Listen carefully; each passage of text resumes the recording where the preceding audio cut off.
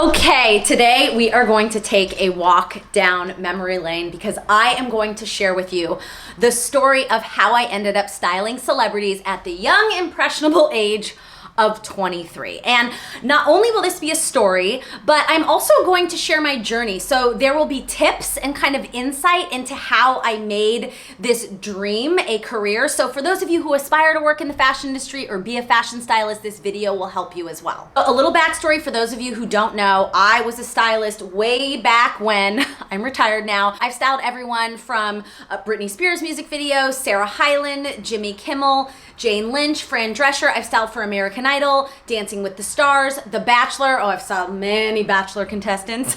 I forget a lot of them because I've done a lot since I retired 6-7 years ago, but you get the gist. I'm credible. So now is the moment where we do the little dream transition back into time. I can't do it because I'm a terrible editor, but it's just gonna be like this.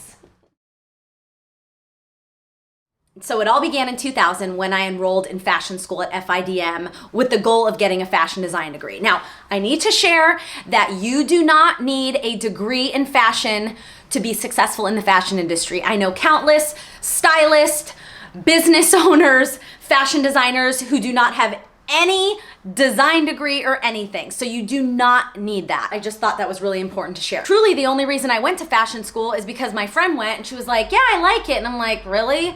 Well, I like clothes, so I mean, I guess I'll give it a shot. I'm in college. Like, I did not want to go to college. And little did I know that kind of introduction to fashion school truly changed my life. So it was in school, I don't know, math class or whatever, where this girl sitting next to me who I honestly wasn't, friends with or whatnot, she was telling me how she was interning for this like famous fashion stylist. She's like, yeah, he styles a bunch of celebrities. And you guys, that conversation like changed my life. I was just like, fashion design? No.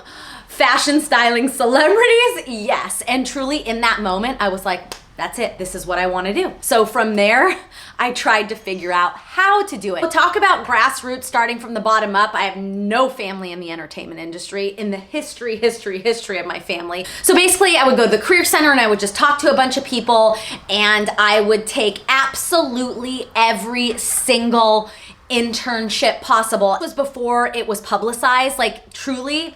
Even my fashion school I went to, FIDM, which was one of the biggest at the time and still now, really didn't even know how to guide me to figure out how I could make a career of this. Like truly, it was like the wild, wild west back then. Still is actually. So yeah, throughout my 2 years of school, I just interned like crazy for a lot of random, ridiculous, crazy, some nice people. I had the mindset of like, take every single internship opportunity to meet people because you never know who you're going to meet. And that's a great takeaway for those of you just starting. Take all the little internships in under the umbrella of design as a whole because you truly never know who you're going to meet. Like honestly. Cut to, I graduate in 2001 and I moved back home because none of the internships or jobs I took while I was in college ever produced any reasonable income where I could ever support myself. So I moved back home and got a waitressing and a bartending job, and I was dead set on this goal of becoming the celebrity fashion stylist. I didn't know how I was gonna do it, but I was gonna figure it out. So pretty much I just worked for free and took every single opportunity that I could. I did a lot of assisting for a lot of psycho people, I'm just gonna be honest. One time I ended up being the costume designer for some like indie commercial, and then they like spelled my name wrong in the credits. Oh, and then they said they would pay me, and then I just never heard from them again, and they like changed their phone number. Actually, one of the most legitimate jobs I got was being a stylist for a pilot. And the guy who was the executive producer and actor in this television pilot was actually Blake Lively's dad. I actually got paid a little money. So that's a pretty cool story, right? But then again, that ended, and then I was like, okay, now what am I gonna do? What other job? It was a constant like, yay, shit. Yay, I need a job. Anybody hiring? Yay. Back to waitressing. Do you want an appetizer? Yay. It was like ridiculous. Very, very discouraging. So the second part, I had a little taste, internships, whatnot, and I realized, you know what? in order to work on the big productions in TV and work with the big celebrities, I learned that I have to be in the union. Local 705 to be exact. That's the Motion Picture Industry's Costumers Union. So I asked everyone, well, how do I get into the union? Sign me up. And dead end. No one knew how. They're like, well, you can work at a costume house and get your 60 days and then you can get your union card to work on the big productions. Or you can work on productions and hope they turn union. I'm like, what in the hell? Hope they turn union? Something may never turn. Like, what? So a little background, Motion Picture Costume House is basically where big productions get all of their costumes. So let's say Almost Famous or That 70s Show. They went to a costume house and rented all of those clothes for those shows. Or think about when you see like cops or firemen or army, they go to a costume house and rent all those things. Did you guys know that? Pretty interesting, right? So this is gonna sound nuts, but this is what I did. For the next 1.5 years, I would go to these, I don't know, it ended up dwindling down to 4 costume houses. And every month or two, and be like, hi, just checking in again, it's me. I mean, after a year, everyone knew who I was, you know? I was making myself unforgettable. Like, if and when there is an opening, they're gonna think of this poor girl who has come here every few months just to say hi for the past 1.5 years. And you guys, it worked. I will never forget the day. I will never forget it. This is such a great memory. I was in my room at my parents' house and the phone rang. The real phone, the house phone, you know, this is how long ago it was. And I looked and the caller ID, the digital caller ID on the phone said Western costume. And I looked at the phone and I knew it. I remember looking and it said Western costume and I just freaked out and I said, hello? What was her name? Rest her soul. She's passed since and it's terrible that I forget her name. Terrible. Anyways, she said, Lindsay, we have an opening. And I was like, thank you. Oh my gosh. She was like, can you start next week? I said, yes. Honestly, it makes me a little emotional right now because fuck, that was hard. The costume house was a wild, informative, cool, boring, weird experience. You're literally just working in this massive, dusty ass closet. And, but I was just like, I'm getting my union card because when you work at a costume house, I think it's 30 or 90 days, you get your union card, which allows you to then work on commercials and for TV and motion pictures and pretty much just about everything you see on TV. And I only got paid minimum wage, so I would work there Monday through Friday, 8 hours a day. I would start work at 8, I would clock out at 5, and then after 5, I would put my waitressing outfit on, and then I would go waitress or bartend till midnight. I know people thought I was crazy. Like the girls that I worked with were like, you're going to waitress now? We just worked a 9-hour day. I'm like, yep, I don't know how you guys are living off this, but I'm going to make some easy cash by serving some appetizers. And I worked at the costume house for 9 months. Until they laid me off. Second, it was at the costume house that I started working with celebrities. So the first celebrity I ever styled was Kirstie Alley. And then the big one was, you heard Britney Spears stylists were pulling for the Britney Spears Toxic music video. It was like, oh my God, Britney Spears stylists are here. I'm like, you know what? I was with like some of my friends who also worked at the costume house. I'm like, I'm going up to them and asking them if they need any help. And they were like, really? I'm like, oh, hell yes. This is my ticket in. Britney Spears, this was at the height of her career. No shame. By the way, you guys, you cannot be shy. If you see an opportunity, my God, you have got to seize the opportunity. Get over yourself. Don't be shy. Channel your inner, like, confident, outspoken person, because I'm telling you, that's where the opportunity is. Most of the biggest things I've ever gotten is because I've asked for it or I seized an opportunity that I saw right in front of me and I didn't let it go by. I'm telling you. And yep, I just went up to Britney Spears stylist and I said, hi, I'm Lindsay. I wanted to see if you need any help or assistance on the music video that you're working on. And you know what he said? Yes, we would love to have you. We actually need help with all the extras. So that's really kind of the turning point of me working with celebrities. So back to me getting laid off. Yes, I get laid off. And although I was devastated, deep down inside, I was happy because after being at this costume house, I was nervous to go out into the real world. Truly, I was scared. So I got laid off, but you know what? I got my union card. I can work on any production in the world. Hell yes.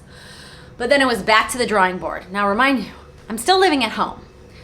Because, you know, even with working full-time in the waitressing job, first of all, I was way too busy to find an apartment to rent.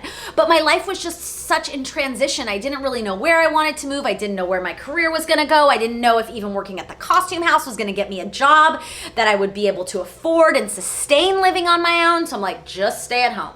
And then I get fired from my waitressing job. This is a month after I get laid off from the costume house. So now I've been laid off by the costume house. Now my only source of income really substantially is waitressing and bartending. And I just lost them both in a month. I'm like, fuck, what is going on? So they say the only way you can feel less helpless is by doing something, by taking action. So I just went buck wild on a mass marketing of just emailing like a psycho person to every single job post, everything. I mean, I know I said I did this before, but this is just kind of the cycle and the journey of me finding my way. I worked on Emma Roberts on a Nickelodeon show. I did a couple other things. I can't remember. It's a little I would just log on to these websites and literally email everyone all the time and follow up, follow up, follow up. You guys, the follow up gets the fortune. I've said it a zillion times. If you've only followed up once, follow up again, follow up again. Keep following up because the early bird truly gets the worm. So this one day I saw this job post on entertainmentcareers.net or whatnot, and it said seeking stylists for on-camera talent. And I'm telling you guys, in that moment, I was like, this is my job. I don't know why I thought that. I'm really intuitive when it comes to those things with energy and just, I don't know, they say I'm an empath. A few people have told me, whatever, different story. I emailed my resume and a few times and they responded like, receive your resume, like we'll let you know if, you know, we want to move forward with an interview. I waited a day and no word. And I talked to my dad and it was my dad that said follow up and I'm like, oh no, isn't it too soon? I just emailed them like yesterday, the day before. He's like, Lindsay, follow up now. I'm like, okay, really? Like, I don't want to seem too eager or presumptuous, which I laugh at now because my gosh, people need to not think that because all that does is make an open door for someone else to get the job, right? So you always just need to be eager and just be on top of it and don't worry about seeming too desperate for the job. Actually, that's a great thing. Just don't be crazy or annoying. There's a fine line. I told my dad, I'm like, Dad, there's a phone number on this job posting, but it says no phone calls, please. He's like, call it, Lindsay. And I was like, really? No, it says no phone calls on the job post. He's like, Lindsay, call. Just be super nice, apologize, like say, I'm sorry, it says no phone calls. I'm just really excited for this opportunity. So I called the number and the girl on the other end who answered was super nice. I just said, I'm so sorry. She's like, no, it's fine, it's fine, it's fine. Actually, I was meaning to call you. Thanks for calling. I was like, oh my God, thank God. Thanks, Dad. And they asked me in for an interview. So they give me the address and I see the address is Paramount Studios. And I'm like, holy shit, what the hell is going on here? So I go to my interview the following week. I'm so nervous. I park, I walk up and the door number said Entertainment Tonight. I hope I'm emphasizing enough that I am literally holy shitting right now. Like I can't even believe that this is even a possibility, that I am interviewing for one, truly, this is the heyday. Entertainment Tonight was like the biggest entertainment news show on TV and had been for like decades. I can't even believe I'm in the room, much less being considered. This is fucking wild. Like, we're so excited. My parents are so excited. It's just unbelievable. Went in for the interview. It went great. I showed him my janky, shitty portfolio. I swear it was my personality that wowed them. Definitely not my work because I didn't have a ton to show. They bring me back in for a second interview and they hire me. And they say you're starting, you know, you're going to be a stylist for the show. You're going to be styling these 4 hosts and you're going to start next week. And I was, I think, in a state of shock, just everything. And I left and I went to my car. I got in my car and I called my parents and I said, They just hired me to be a stylist on Entertainment Tonight. What did I do? I don't even know what I'm doing. Oh my God. I freaked out. I was freaked. Like, this is the biggest show on television and I just got hired and I've only like been a stylist, little jobs here and there. And my parents were just like, Lindsay, you can do this. Like, this is your time. This is your time. I was in disbelief, you guys. Oh, such a wonderful memory. And that opportunity was the turning point that truly changed the trajectory of my career. Oh, I have so much more to share with you. I hope that wasn't too long-winded, getting like a little overwhelmed talking about it because there's so much more to share. Oh my gosh, crazy stories, just so much.